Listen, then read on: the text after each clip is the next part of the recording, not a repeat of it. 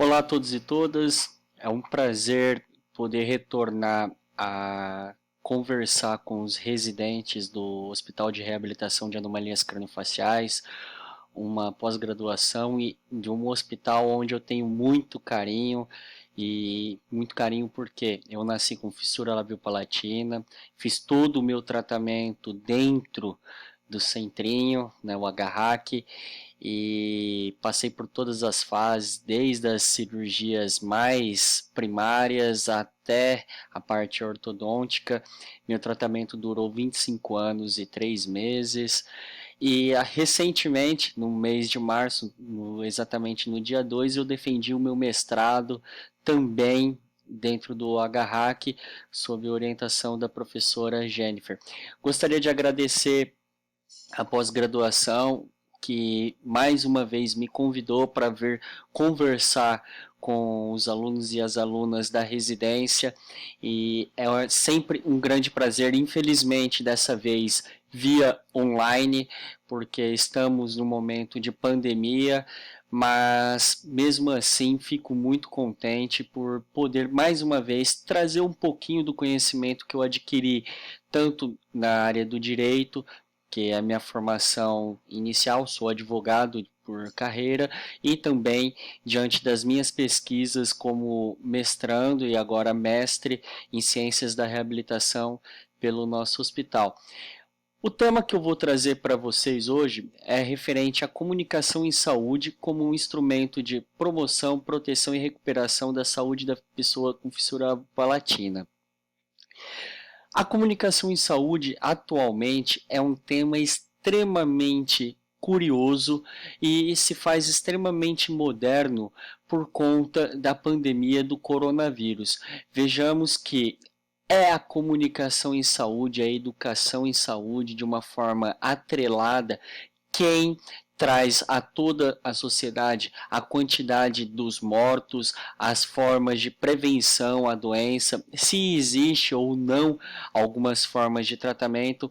Então, nós percebemos que a forma de se comunicar, de se expressar sobre temas voltados à saúde, na atualidade, é extremamente importante, e por conta disso nós verificamos diversos ruídos em relação ao atual presidente. Tivemos aí a demissão de um ministro que discordava da forma de pensar do presidente. Aqui eu não vou criticar se o presidente está certo ou se deixa de estar certo, ou se o anterior ministro Luiz Mandetta estava certo ou deixava de estar certo, mas verificamos que um técnico apresentava uma informação e uma pessoa não técnica, muito embora representante da nação, tinha um outro pensamento, e aí geravam-se conflitos. Enfim, e no tema de hoje nós vamos aprofundar sobre a fissura labiopalatina. Vou passar aqui o slide.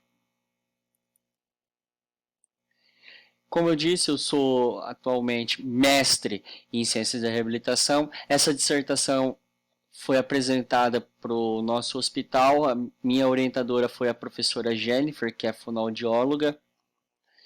E aqui, para a gente ter um mapa geral, eu dividi em 4 pontos a nossa construção do pensamento, sendo que o primeiro ponto é a dificuldade do acesso à informação sobre a fissura labiopalatina.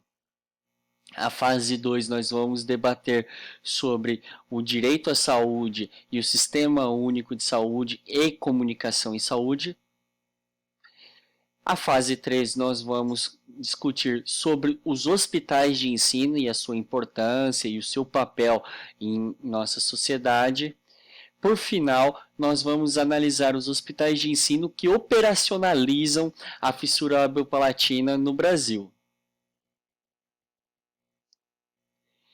E de uma forma geral, o que é fissura labiopalatina? Acredito que todos vocês, todos e todas, já estejam familiarizados com as nomenclaturas. Nós temos aí aquele famoso livrão de fissura, que traz mais ou menos assim, que a fissura é a ausência do fechamento da face, dos processos de fechamento da face, que causa o não fechamento do lábio, do palato e tudo mais. Essa questão sobre o que é fissura labio-palatina, eu sempre trago, muito embora aqui tenhamos vários especialistas em fissura labio-palatina, vocês que estudaram para ingressar na residência e tudo mais, porque é sempre interessante quando nós vamos falar com o público, principalmente aquele público que não tem um conhecimento mais profundo, não se debruçou sobre o tema, o que é a fissura labio-palatina? E essa pergunta ela é comum às pessoas que estão tendo o seu primeiro contato com essa anomalia. Seja no momento do ultrassom, seja no momento que vê a criança de uma outra pessoa, e sempre os questionamentos: o que é isso? Tem cura? Não tem cura? É doença? Ela caiu, bateu a boca? Se dói ou não dói? Pode alimentar? Ela vai ter vida normal? Enfim, surgem as mais variadas perguntas. Então, falar o que é fissura labio-palatina para as pessoas que estão encontrando o seu primeiro contato com essa demanda é extremamente importante para que nós possamos desenvolver o primeiro conhecimento e passar a tranquilizar essa pessoa. A dificuldade do acesso à informação sobre a fissura labio-palatina. Como gritar socorro? Bom, em minha pesquisa, eu trouxe diversos apontamentos encontrados na internet e presenciados também sobre a dificuldade do acesso à informação, ou seja, como é que a mãe, o pai, a avó, enfim, a pessoa que teve o contato com a questão da fissura labio-palatina pela primeira vez pode buscar informações de como tratar essa pessoa. Por isso, lá no título da temática eu trouxe a recuperação, a proteção e a promoção, recuperação e proteção da saúde.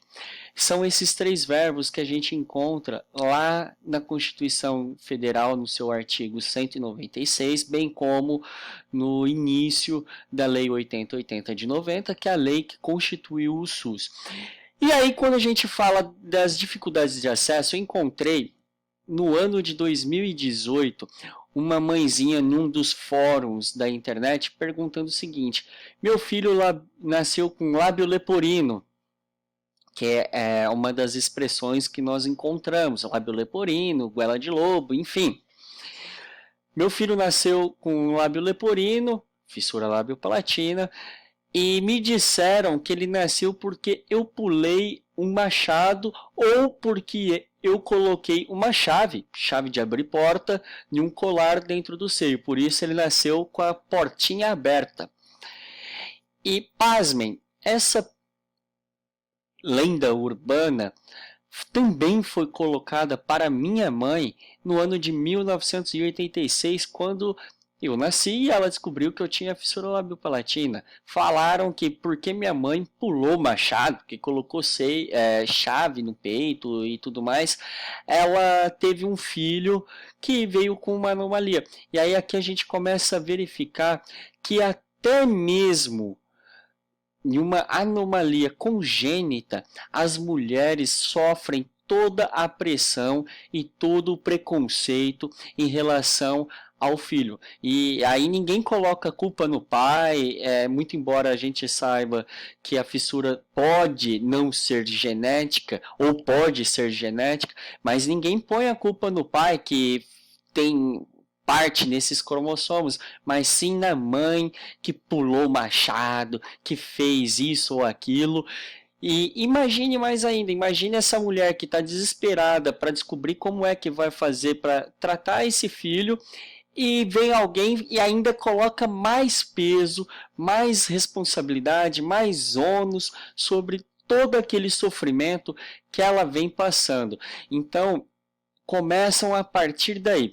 E aí, não distante a esse caso que eu encontrei em 2018, no ano de 2019, eu pude participar na Câmara dos Deputados do debate com os deputados. Quem chamou o primeiro debate foi a deputada Carmen Zanotto, lá do estado de Santa Catarina, para discutir as políticas nacionais de acesso ao tratamento de reabilitação da fissura labiopalatina.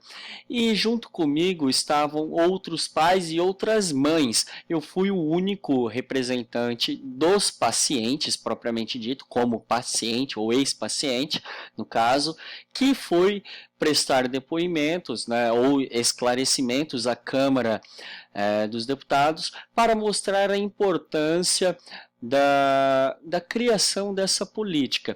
E, enfim, no meio dos depoimentos, uma das mães, e aqui eu cito o nome dela, porque é um documento público, está disponível no YouTube, a senhora Luísa Pannunzio, que é nora do Marcos Caruso, aquele ator que fez o Seu Peru na escolinha do professor Raimundo, disse mais ou menos assim: meu filho nasceu no centro mais rico do Brasil, em um grande hospital, uma maternidade de nome, de referência particular, e mesmo assim, por falta de informação, por falta de conhecimento, meu filho foi submetido a uma cirurgia precoce.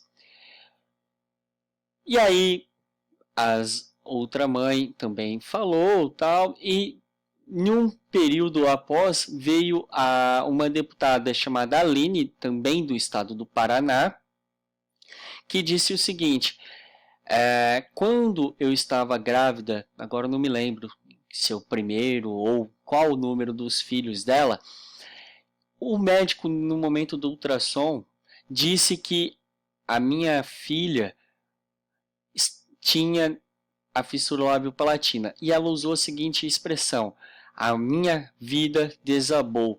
Eu entrei num processo de luto, porque eu não sabia se minha filha ia sobreviver, se ia dar, qual é o problema que isso ia resultar.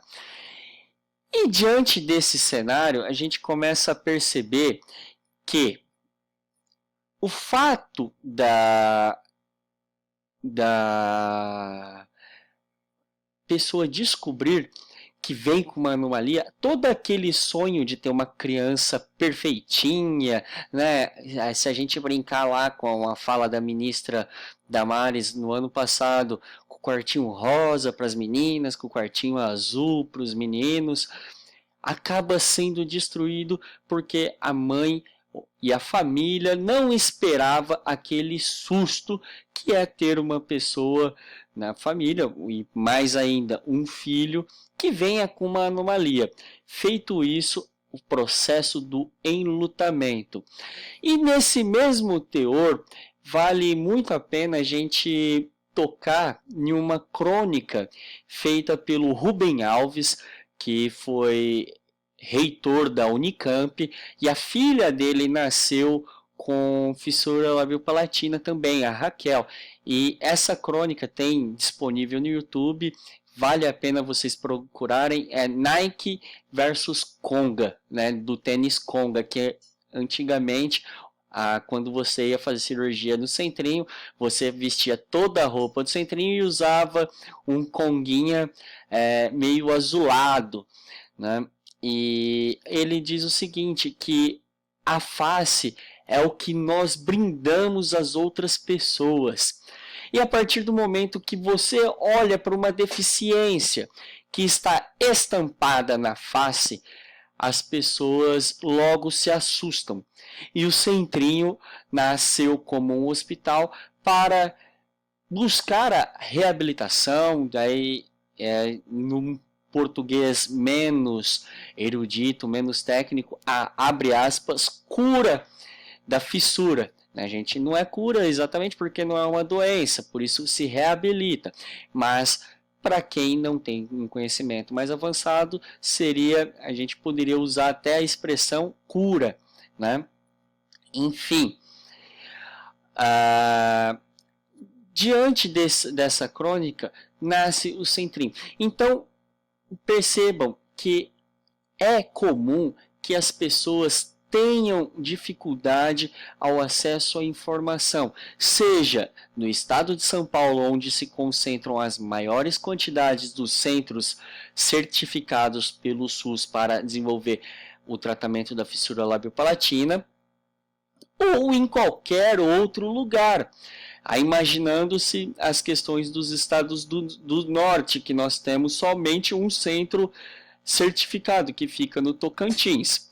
Então, nós percebemos que existe uma grande dificuldade para se entender o que é a fissura labiopalatina, o porquê que se nasce com uma fissura labiopalatina, quais e qual é a forma de tratamento dessa anomalia, quais são as formas adequadas para a alimentação do bebê, e percebam que a falta dessa informação, seja ela voltada aos técnicos ou seja ela voltada aos pais e familiares, causam problemas gigantescos, pois se for no momento para os técnicos no momento do nascimento, eles terão dificuldade com a alimentação. E com a dificuldade de alimentação, obviamente, vem a dificuldade de ganho de peso, e aí todos os problemas seguintes que podem desaguar.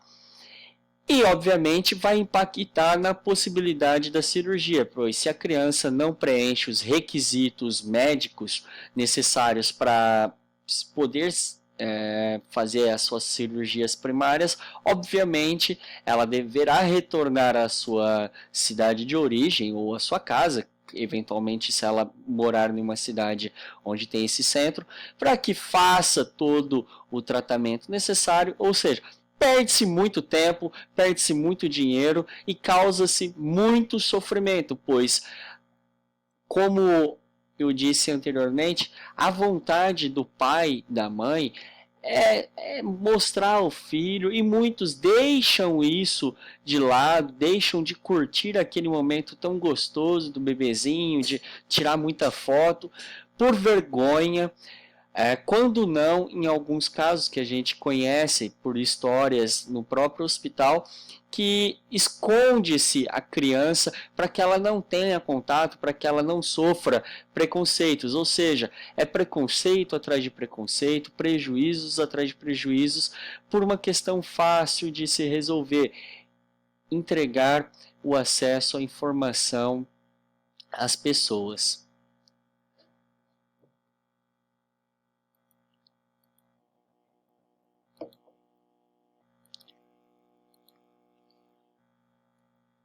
Aqui nós temos 3 temáticas extremamente importantes: o direito à saúde, o Sistema Único de Saúde e a comunicação em saúde.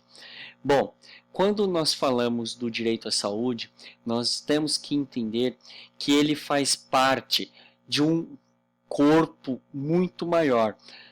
Na atualidade, nós temos que o direito à saúde surgiu em média, mas aproximadamente ali nos anos de 1940, com a Constituição da Organização Mundial de Saúde.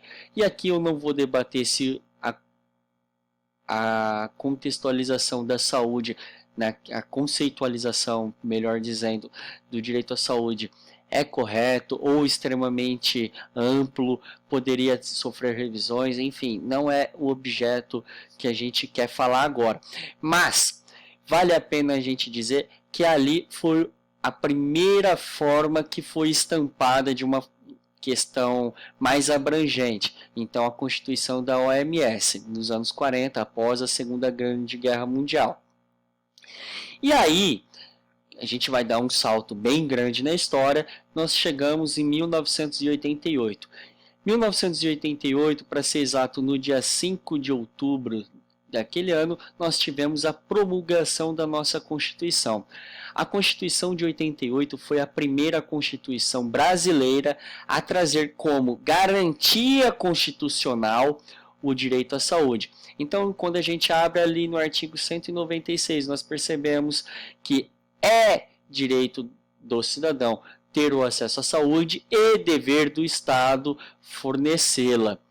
E quando a gente vai aprofundando, porque a Constituição ela traz princípios, ela não regulamenta todas as questões do próprio direito postulado, nós verificamos que o direito à saúde ele tem vários fragmentos. E aí a gente pode ir lá para o começo da Constituição, seja no seu artigo 1º ou no próprio preâmbulo da Constituição, nós vamos verificar que são princípios do Brasil a dignidade, a pluralidade, e dentre outros direitos que se fazem extremamente vinculados ao direito à saúde. Então, o direito à saúde passa a ser considerado um direito e uma garantia humana, independentemente se a pessoa é criminosa ou deixa de ser. Vale ressaltar que é um direito para todos, independentemente da sua condição, né? Então, muita gente critica os direitos humanos, né, e falam que são só para humanos direitos. Não. Os direitos humanos, assim como o direito à saúde, são para quaisquer pessoas. E aí a gente vai mais a fundo. O direito à saúde, ele é uma garantia também social, porque quando a Constituição garante que é dever do Estado fornecer a saúde à sua população, ou seja, à população que reside no Brasil, ele cria uma barreira frente ao próprio Estado, ou seja, ele força que o próprio Estado dê um direito ao povo, ou seja, ao mesmo tempo que é uma garantia, é uma proteção social. Então, esse é o direito à saúde brevemente explicado. E aí, nós vamos dar um passo aqui de 88 para 90, que surge o Sistema Único de Saúde. Na questão do Sistema Único de Saúde, muito embora muitos tenham a percepção que ele foi um projeto idealizado rapidamente, vale a pena a gente fazer uma digressão às questões da reforma sanitarista, principalmente falada pelo professor Sérgio Arouca, lá do Rio de Janeiro, já falecido. E essa reforma sanitarista, ela demonstra a luta do Brasil e dos brasileiros para entregar ao nosso povo um sistema de saúde que fosse igual, pluritário, universal, dentre outros princípios que nós encontramos na lei do SUS. E vale perceber que o Sistema Único de Saúde ele não foi criado para que nós, ou melhor, ele não foi criado por ideias do mercado ou por ideia meramente do próprio Estado, mas sim por impulsos de democratização. Então, quando a gente fala em Sistema Único de Saúde, é impossível a gente não pensar também em democracia como o próprio sistema de governo. Então, a democracia ela é parte integrante do sistema de saúde, da nossa democracia brasileira. Então, quando a gente entra mais a fundo nas questões do SUS, nós verificamos que ele determina a participação popular em conselhos municipais, estaduais e nacionais, dentre outras formas de participação, pois a democracia, e aí o professor Fernando Aif, da Saúde Coletiva em São Paulo, que também é advogado, ele traz em sua obra Democracia Sanitária uma grande leitura sobre esse tema, dizendo os porquês que a democracia é tão íntima ao Sistema Único de Saúde. E aqui fica a minha dica também de leitura para quem gosta dessa temática. E aí, avançando um pouco mais, nós caímos em comunicação em saúde. Antes de mergulhar em comunicação em saúde, é necessário fazer uma brevíssima quebra entre comunicar e informar. Dominique Volton, ele diz que comunicar não é informar, e ele tem uma obra muito bacana disso daí, e ele discrimina que comunicar ele está muito mais atrelado à partilha, ao se fazer compreender. Já o ato de informar não necessariamente precisa da compreensão do outro. Ou seja, se eu estivesse falando aqui em uma língua, talvez vou chutar aqui, aramaico ou latim, provavelmente a maioria de vocês que estão me assistindo não compreenderia. Mas isso não significa que eu não informei. Agora, quando eu traduzo essa questão para a nossa língua, para o português, e vocês compreendem, existe a comunicação. Ou seja, a informação ela seria um instrumento da comunicação. Então, aqui são conceituações extremamente básicas e eu não vou me aprofundar até porque a gente vai perder um pouco de tempo em relação a isso, mas fica aqui uma questão para que caso vocês tenham interesse, ou podem acessar a minha dissertação ou quiser bater um papo depois, eu vou deixar aqui depois os meus contatos, tá, para que vocês possam acessar. Então a comunicação em saúde, ela é imediatamente um instrumento da saúde. E aí, quando a gente fala da saúde, nós temos que abrir ali a lei do SUS e ali nos seus artigos 6º e 7º, e a gente vai encontrar que é dever do sistema de saúde comunicar o seu utente, né, o usuário, sobre as questões de saúde. Então, e tudo que a gente fala no direito, a gente tem que fazer vários links, por isso eu venho fazendo uma grande rama de galhos aqui, para que nós possamos compreender. E se a gente não tiver essa visão integrada, dificilmente nós vamos conseguir compreender parte do que a gente está propondo, seja ele nos critérios da reabilitação ou da promoção ou recuperação da saúde, enfim. Então, o SUS determina que o Estado ou o particular, porque quando a gente fala em sistema de saúde, a gente fala sobre tudo, não só sobre um hospital, um posto de saúde ou qualquer unidade de saúde, mas sim de tudo. Falamos dos prontuários, falamos das tecnologias de saúde e da indústria farmacêutica, tudo isso integra a ideia de sistema, por isso a palavra sistema, que ele é ramificado em várias partes. E aí, a própria lei entende que esse sistema deva informar sobre a saúde. Então, nós pegamos a exemplo hoje a questão do coronavírus. Percebemos que as mais variadas emissoras de jornal, tanto televisivo, de rádio, de internet ou impressos, enfim, tem falado muito sobre a saúde, sobre as formas de prevenção, sobre as formas de higiene, porque eles também fazem parte do sistema de saúde. E é dever, é função social, que é a razão de ser daquele meio, né, daquela empresa, informar sobre a saúde de uma forma correta, sem passar achismos, sem passar questões que possam pôr a vida de terceiros em risco, é também dever de toda a mídia. Mas, muito mais do que isso, é dever dos hospitais, das UBS, das UPAs, enfim, dos PFS, dentre outros. É dever de todos informar.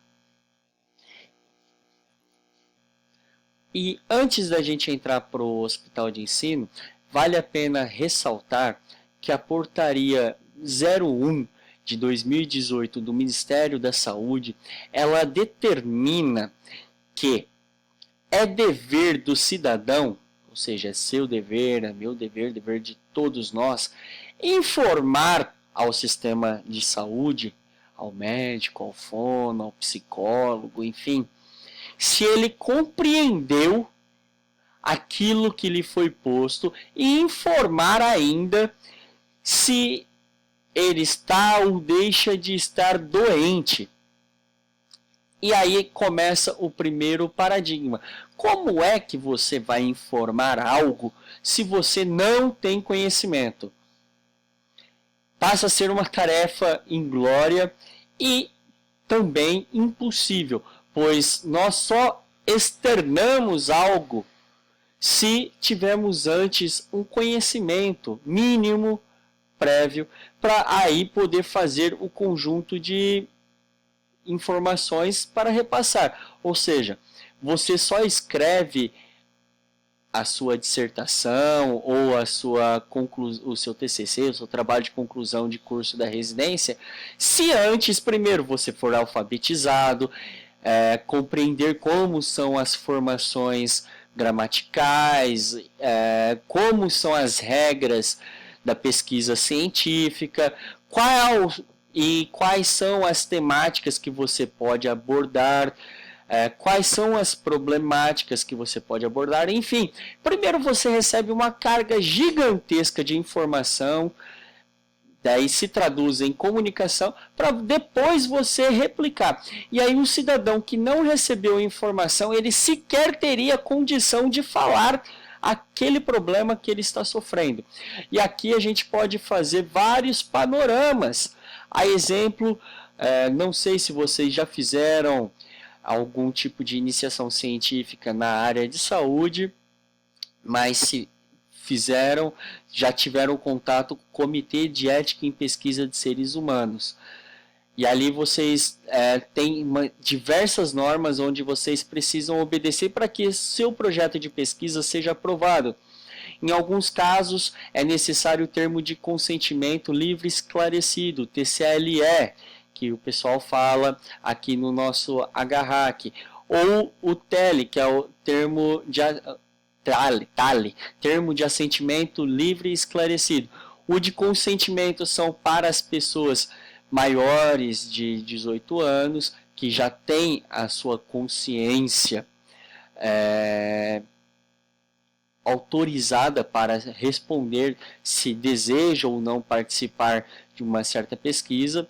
E o termo de assentimento seriam para as pessoas menores ou as pessoas que, de certa forma, sofrem algum tipo de incapacidade de responder pelos seus próprios atos.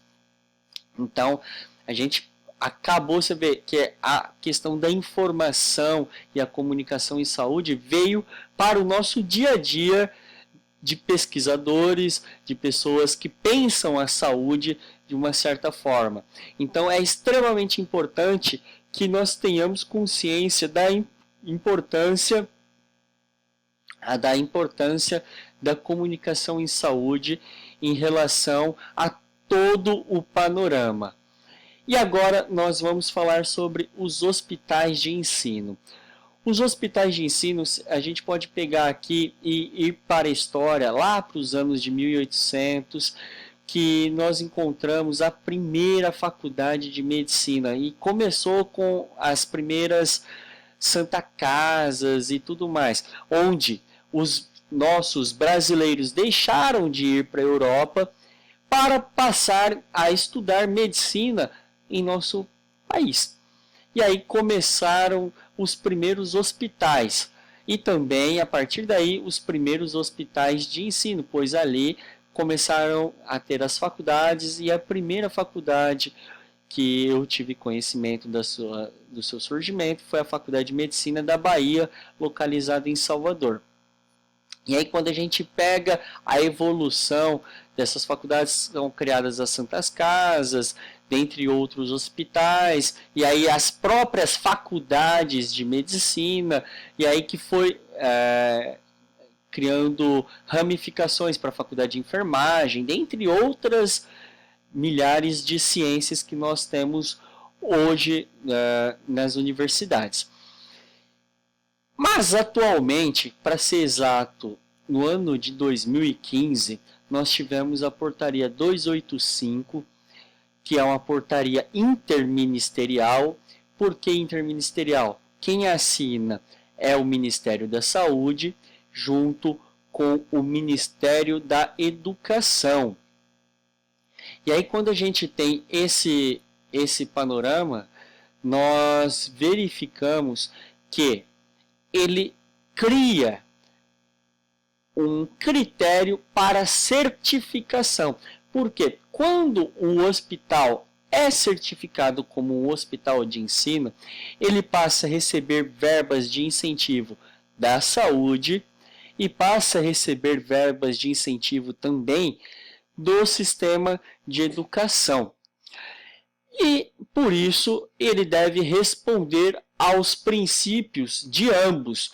Então, quando a gente olha, é princípio do hospital, do sistema de saúde, proteger, promover e recuperar a saúde, é também princípio do hospital de ensino, fazer a extensão, os aprofundamentos, a questão do próprio ensino universitário, enfim, todas as ramificações que a educação traz em seu bojo.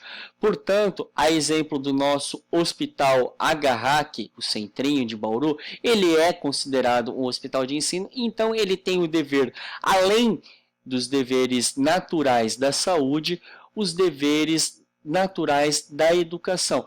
Por isso, ele tem uma característica dúplice. Só um segundo, tomar uma água aqui.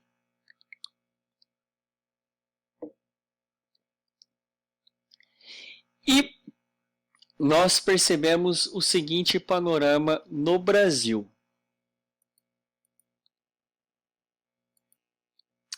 Antes disso, trazer aqui os objetivos dos hospitais de ensino são a imprescindibilidade do desenvolvimento da comunicação em saúde sobre as temáticas que abraçam a fissura lábio-palatina. Isso eu já estou focando nos hospitais, propriamente dito. Temos que verificar também qual é o tipo de informação e, na minha dissertação, além de tudo, eu apresentei uma sugestão aos ministros, tanto da educação quanto da saúde, uma reforma para que, quando os hospitais viessem a se certificar, eles fossem obrigados, muito embora chova no molhado essa expressão, né, porque já é uma obrigação verificada pela lei do SUS informar e comunicar em saúde, mas que seja critério da certificação observar se existem programas específicos para que tenha essa comunicação em saúde. Exemplo, Centrinho estuda fissura lábio-palatina, outras anomalias craniofaciais, deficiência auditiva.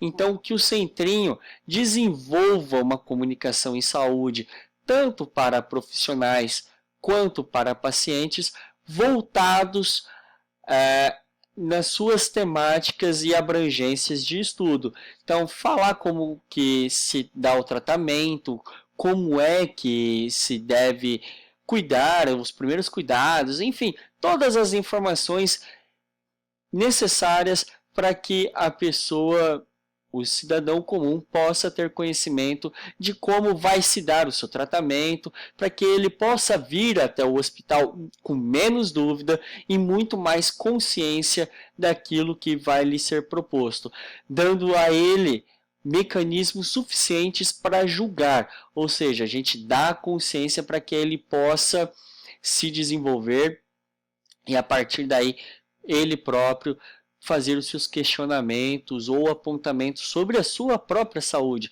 pois nós não podemos deixar de esquecer, ou melhor, deixar de lembrar, né, que é a melhor expressão, que ele é um sujeito de direito, de vontades, e ele tem o direito de se manifestar se ele quer ser tratado ou se ele não quer ser tratado também. Então, nós não podemos simplesmente obrigar e falar, olha, nós vamos fazer isso, pronto, acabou. Ele tem o direito de ter esse conhecimento. Então, por isso, eu fiz toda essa trama para que fosse apresentado a esses ministros. Aí eu vou apresentar quais foram os caminhos das pedras que eu percorri para que nós possamos enxergar. Na minha dissertação, eu utilizei 201 bibliografias, o sistema de legislação em saúde, onde a gente encontra todas as legislações voltadas à saúde, que é o S-Legis. Se vocês não tiveram acesso, recomendo que busquem, porque ali vocês encontrarão muitos materiais importantes para o desenvolvimento das suas pesquisas. E aí, quais foram os problemas que nós começamos a perceber? Quando a gente vai para o CNES e questionamos qual é a quantidade dos hospitais de ensino, daí eu falo todos os hospitais de ensino no Brasil, até o momento que eu fechei minha dissertação, eu encontrava 3 tipos de informação. Uma que dizia que nós tínhamos 160, outra 201 hospitais e uma outra 202. Aí, visando ampliar, eu utilizei o maior número e a partir daí eu fui mergulhando, né? Que entra aqui no resolvendo o problema. Apesar do sistema eletrônico do e-cidadão dizer que existem 160, nós encontramos nas portarias de 2018, ou seja, portarias recentes, que tem uma lista de 201. Enfim, pode ser que ele tenha perdido o seu credenciamento.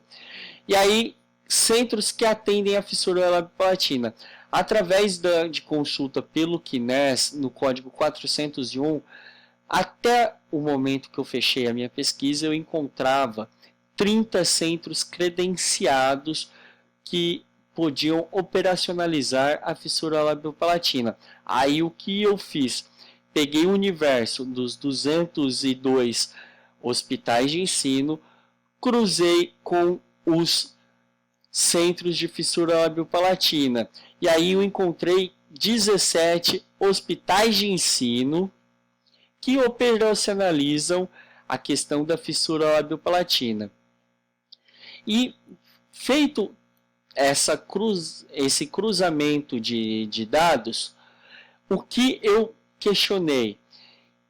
Se eles traziam em seus ambientes virtuais, porque eu busquei essas informações puramente nesses ambientes, se eles tinham um nome empresarial, gestão, site, instituição de ensino ao qual ele pertence, qual é o município, o estado, qual é o tipo de estabelecimento, endereço, telefone, horário de atendimento, informações sobre os primeiros cuidados, sobre as etapas cirúrgicas, sobre as condutas cirúrgicas, se ele possuía uma aba específica para pacientes e se ele também possuía uma aba específica para profissionais.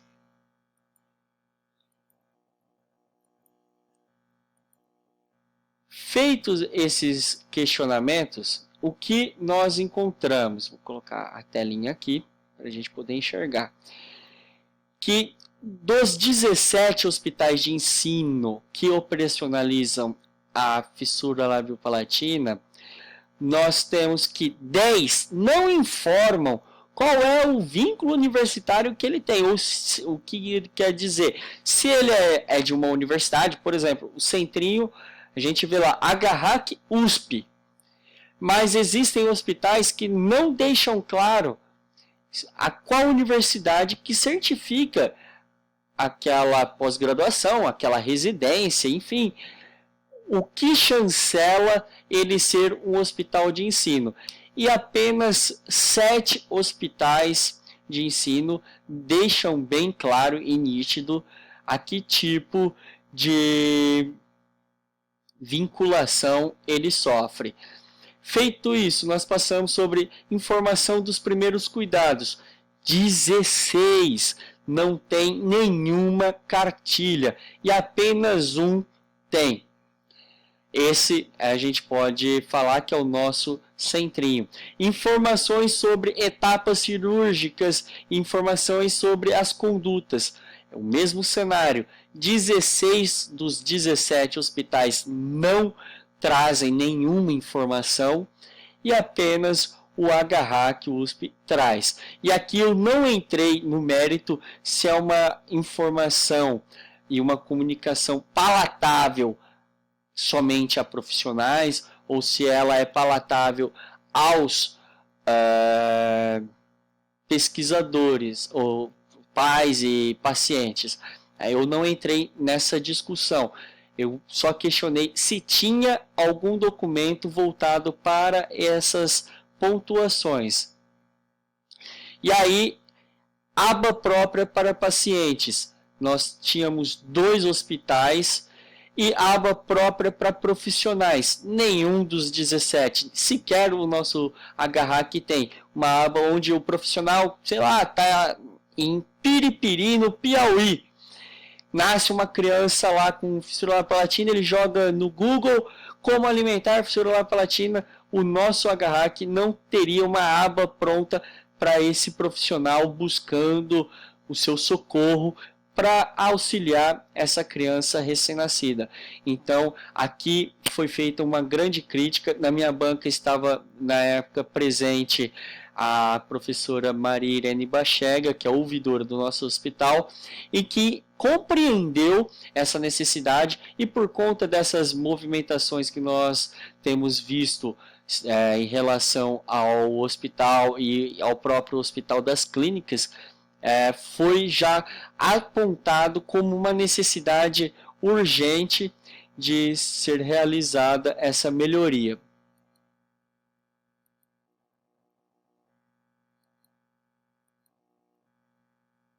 Aqui eu trago uma análise pormenorizada dos hospitais de ensino, tá?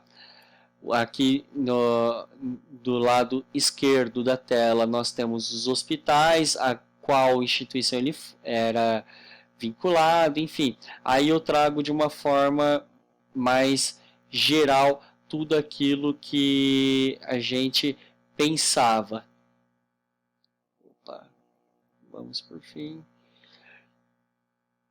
Então, diante de toda essa questão, nós percebemos que a comunicação em saúde voltada à fissura labiopalatina, ela é extremamente deficitária, ou seja, ela traz ou pode trazer grandes problemas aos pais, aos pacientes, aos profissionais que tem o seu primeiro contato ou os seus contatos iniciais com essas demandas, que poderiam ser sanados, como eu disse anteriormente, pelos próprios hospitais de ensino. E eu falo sempre que essa obrigação é maior dos hospitais de ensino. Por quê? Porque se cabe ao hospital desenvolver a saúde bem como a educação, para o profissional, ele poderia, em mesmo trajeto, desenvolver a educação, que entraria nas questões da extensão, para os pacientes, para os usuários ou utentes do sistema de saúde. Então, nós verificamos graves problemas que precisamos avançar em todo o nosso território nacional.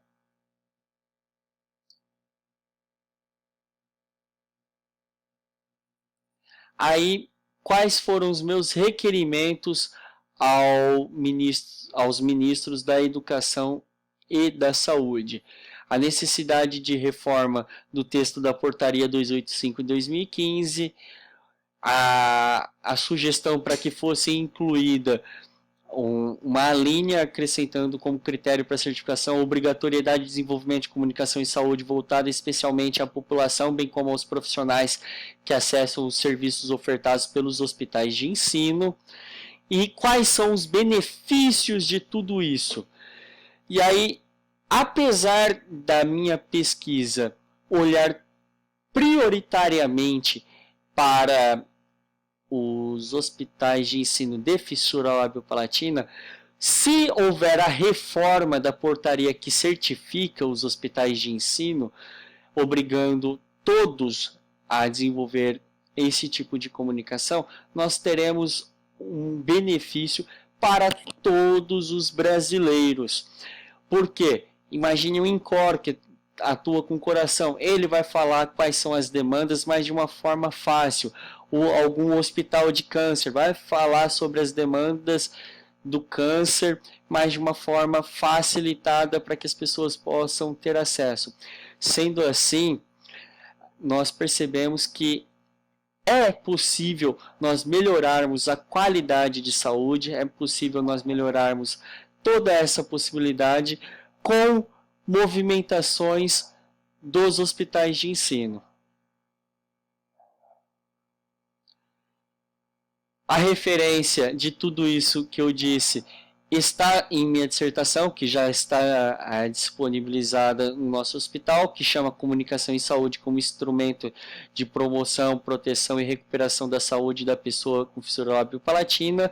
Caso vocês desejem ter acesso por PDF e tudo mais, podem me mandar e-mail, thiago@limaecesar.com.br ou tcesar@yahoo. Não vou deixar meu e-mail USP, porque pelo fato de eu deixar de ser mestrando da casa, o e-mail logo vai adormecer. Então, se me mandarem, eu provavelmente não verei. Mas esses outros 2 e-mails estão disponíveis para todos. Aqui estão o e-mail, né, que eu falei da USP, né, acabei esquecendo de mudar, mas tem o meu WhatsApp, o Facebook e Instagram.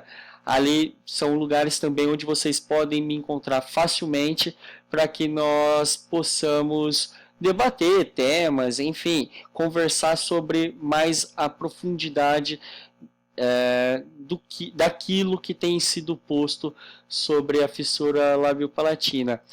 Agradeço a todos e todas pela paciência, pela audiência. Espero que essa temática tenha sido útil para o desenvolvimento da pesquisa, para o desenvolvimento da compreensão dos problemas a respeito da fissura labiopalatina em nosso território nacional. É lógico que esse problema da comunicação em saúde é um probleminha dentro do universo, enfim. E espero que essa breve explanação tenha trazido para vocês novidades e curiosidades.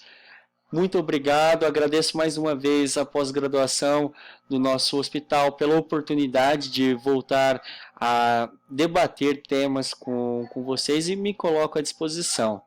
Um grande abraço.